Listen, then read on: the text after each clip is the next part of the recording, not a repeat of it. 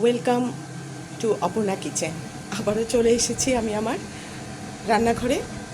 আজকের দুটো মেনু নিয়ে এসেছি, আনারসের চাটনি, আরেকটি হলো বোয়াল তেল ঝাল।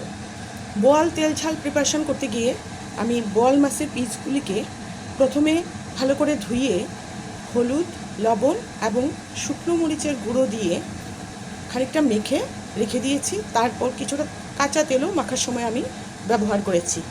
তারপর প্যানের মধ্যে তেল গরম করে মাছগুলিকে ভেজে নিয়ে রেখে দিলাম।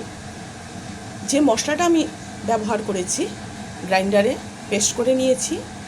তার মধ্যে ছিল পেঁয়াজ, রসুন, আদা, আস্ত জিরে, আস্ত ধনে।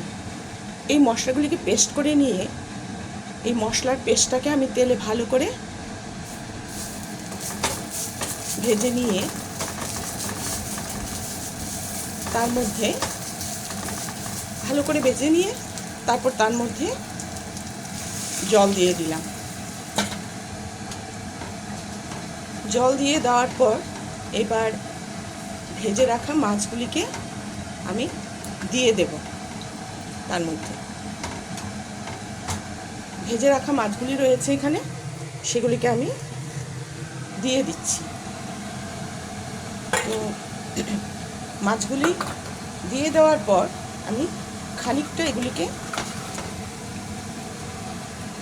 মাছগুলিকে দিয়ে দিলাম।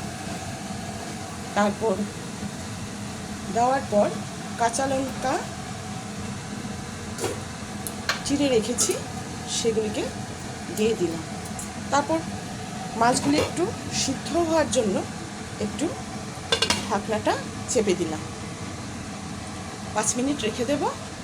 তারপর হয়ে গেল বোয়াল তেল ঝাল। তারপর